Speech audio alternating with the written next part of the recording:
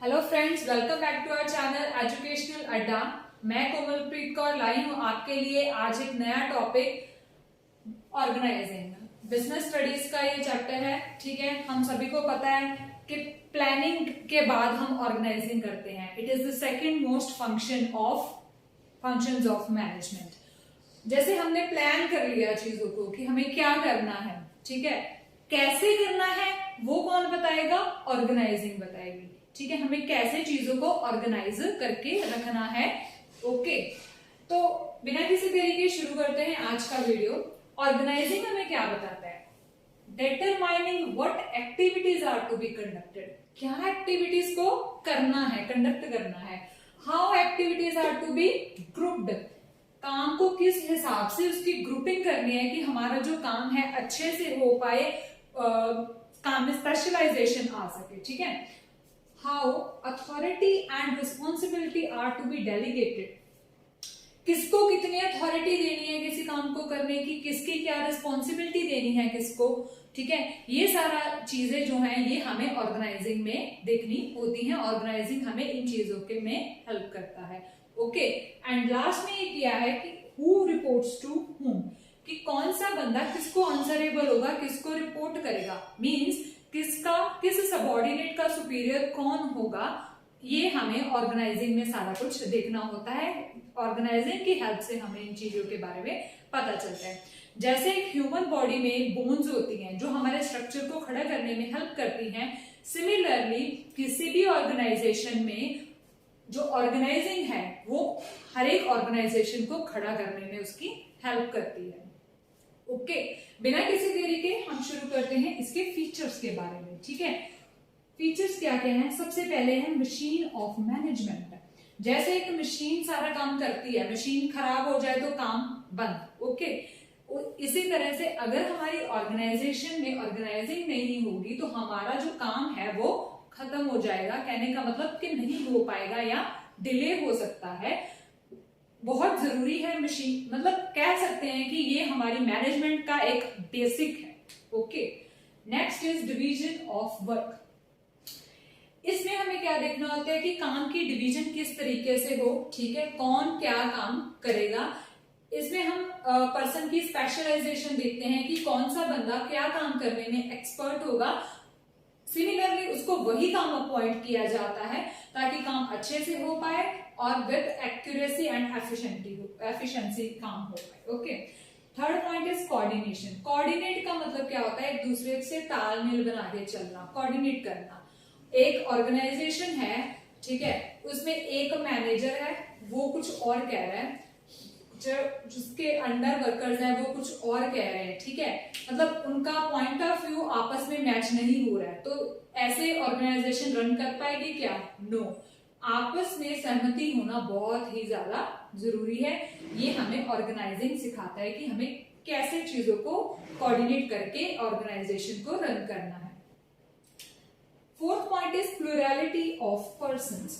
Plurality क्या मतलब होता है कि एक से ज्यादा पर्सन। ऑर्गेनाइजेशन है जो है उसको एक बंदा रन नहीं कर सकता। ठीक है, उसके अंदर काफी सारे, सबसे पहले एक जो मेन ओनर ऑफ होता है, देन टॉप अथॉरिटी आ जाती है, उसके अंदर हमारे मिडिल लेवल अथॉरिटी आ जाती है, देन लोअर लेवल अथॉरिटी आ जाती है। ठीक है, उसके अंदर भी सब डिविजन होती है, कितने डिपार्टमेंट होते हैं, कितने पर्सन अपॉइंट किए जाते हैं। ठीक है, वो सारे ऑर्गेनाइजेशन का हिस्सा होते हैं। अगर अकेला ओनर कहे कि मैं ऑर्गेनाइजेशन चला लूंगा तो that will be not possible. Okay, तो इसी ऑर्गेनाइजेशन जो है वो बहुत सारे पर्सन से मिलकर चलती है, एक सिंगल इंडिविजुअल का ये काम नहीं है।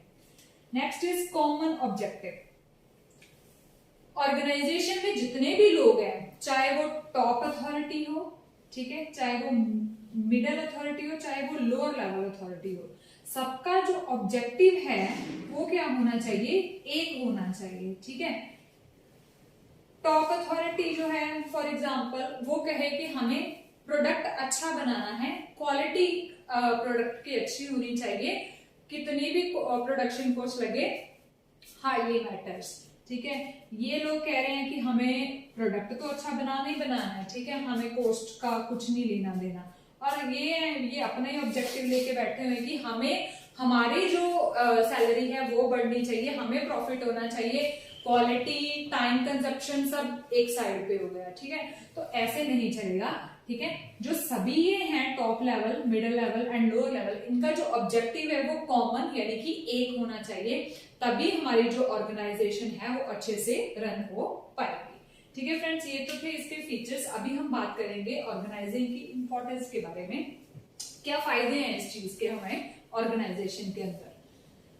बेनिफिट्स ऑफ स्पेशलाइजेशन, हमने थोड़ा सा पहले भी डिस्कस किया था कि स्पेशलाइजेशन आती है, यानी कि एक बंदा एक ही काम को बार बार करके उसमें क्या हो जाता है, एक्सपर्ट हो जाता है। इससे क्या होता है, टाइम भी तो बचता है, ठीक है, कॉस्ट ऑफ प्रोडक्शन भी आती है। अगर हम एक नॉन एक्सपर्ट पर्सन को काम में लगा दे और एक बंदा पूरा एक्सपर्ट है काम में, तो दोनों में डिफरेंस तो ऑब्वियसली हमें पता चल जाएगा, ठीक है।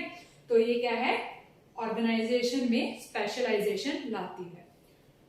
Next point is clarity in working relationship. Clarity आती है, क्लियर कट होता है काम में, कौन किसको रिस्पॉन्ड करेगा, किसका सबऑर्डिनेट कौन है, किसका सुपीरियर कौन है, ताकि किसी भी तरह का कोलैप्स ना हो, कंफ्यूजन क्रिएट ना हो, और कौन किसको अकाउंटेबिलिटी होगी, अकाउंटेबिलिटी किसकी क्या होगी वो भी इसमें पता चलेगा। ऑप्टिमम यूटिलाइजेशन ऑफ रिसोर्सेज, अगर हम काम को अच्छे से ऑर्गेनाइज करके चल रहे हैं, ठीक है, तो हमारे जो रिसोर्सेज हैं ऑर्गेनाइजेशन में, रिसोर्सेज में क्या आ जाता है, मटेरियल, ह्यूमन, फाइनेंस, ठीक है, और भी बहुत सारी चीजें होती है, ठीक है। ये सारी जो चीजें, इनका जो यूटिलाइजेशन है वो अच्छे से होगा। ये नहीं है कि आधे पर्सन जो है वो काम ही नहीं कर रहे, आधा पैसा साइड पे छुपा के रखा हुआ है ऑर्गेनाइजेशन का, ऐसा नहीं है। अगर हमारे पास अच्छी ऑर्गेनाइजेशन होगी, अच्छे से सभी को काम डिवाइड किया जाएगा, तो हमारे सभी जो रिसोर्सेज हैं वो इफेक्टिवली एंड एफिशिएंटली हम यूटिलाइज कर सकते हैं। Okay, next point is adaptation to change. Change हमें पता है कि चेंज एक मतलब परमानेंट चीज नहीं है, हाँ कोई भी चीज है उसको चेंज तो होना ही होना है। इसी तरह से ऑर्गेनाइजेशन में जो जो भी चेंजेस आते हैं, हार्डली मैटर्स कि वो क्या है क्या नहीं है, तो उनको पता चल जाता है कि कैसे काम करना है, क्योंकि ऑर्गेनाइजेशन से स्पेशलाइजेशन ही इतनी ज्यादा आ जाती है कि किसी के अंदर कोई कंफ्यूजन रह नहीं जाती। जैसे फॉर एग्जाम्पल एक हमने प्लानिंग में करा था,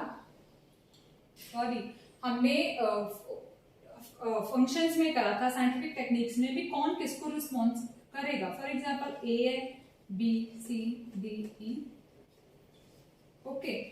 जस्ट सपोज कि जो जी है इसको जॉब से हटा दिया गया, इसकी रिटायरमेंट होगी, कुछ भी, ठीक है, तो किसी भी तरह की कंफ्यूजन जो है वो ऑर्गेनाइजेशन में नहीं क्रिएट होगी। सबको अंडरस्टूड है, टॉप लेवल अथॉरिटी को भी अंडरस्टूड है, और जो सबऑर्डिनेट लेवल के लोग हैं उनको भी अंडरस्टूड है कि जी की जगह पे अब कौन अपॉइंट होगा, एच, और एच की जगह पे न्यू पर्सन आएगा, दैट विल बी आई। तो किसी को भी ये मतलब चेंज होता है जो एनवायरनमेंट, उससे कोई खास प्रॉब्लम नहीं होती, अंडरस्टूड होता है, काम उनका उसी फ्लो से ही अच्छे से चलता रहता है। डेवलपमेंट ऑफ पर्सनल लेवल पे भी लोगों की डेवलपमेंट होती है ऑर्गेनाइजेशन में। कैसे, ऑर्गेनाइजेशन में सभी को चांस दिया जाता है कि वो अपने डिसीजंस लें, अपनी स्किल्स जो हैं, अपनी एबिलिटीज जो हैं उनको शो करें, खुद अपना भी दिमाग लगाएं किसी चीज को करने में। उनको थोड़ी बहुत ही अथॉरिटी जो है एंड रिस्पॉन्सिबिलिटी है वो डेलीगेट की जाती है, ठीक है, ताकि उनकी पर्सनल लेवल पे भी डेवलपमेंट हो सके। एक्सपेंशन एंड ग्रोथ,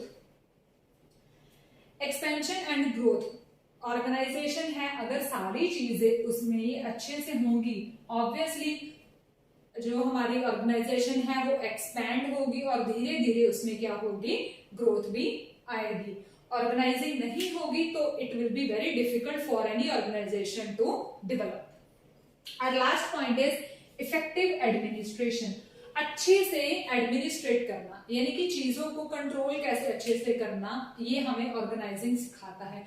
अगर हमारा काम ऑर्गेनाइज्ड ही नहीं है, किसी को पता ही नहीं है कि किस बंदे को क्या काम करना है, किसकी क्या ड्यूटी है, किसकी क्या अथॉरिटी है, किसकी क्या रिस्पॉन्सिबिलिटी है, तो इफेक्टिव कैसे होगा काम, ठीक है। अगर प्रॉपर डिपार्टमेंट्स हो गए, ये प्रोडक्शन डिपार्टमेंट है, ये सेल्स डिपार्टमेंट है, ठीक है, ये एडवर्टीजमेंट डिपार्टमेंट है, इसने मार्केटिंग करनी, अगर सारे लेवल्स जो हैं डिफरेंट होंगे, उनके हेड डिफरेंट हैं, उनको किनको आंसरेबल हो गए या कौन उनको आंसरेबल हो गए, सारी चीजें अगर ऑर्गेनाइज्ड हैं तो ऑब्वियसली हमारा जो इफेक्टिव एडमिनिस्ट्रेशन जो है वो ऑर्गेनाइजेशन का होगा, ठीक है guys. So this is up, ठीक है। उसके बाद हम डिस्कस करने वाले हैं द प्रोसेस ऑफ ऑर्गेनाइजिंग।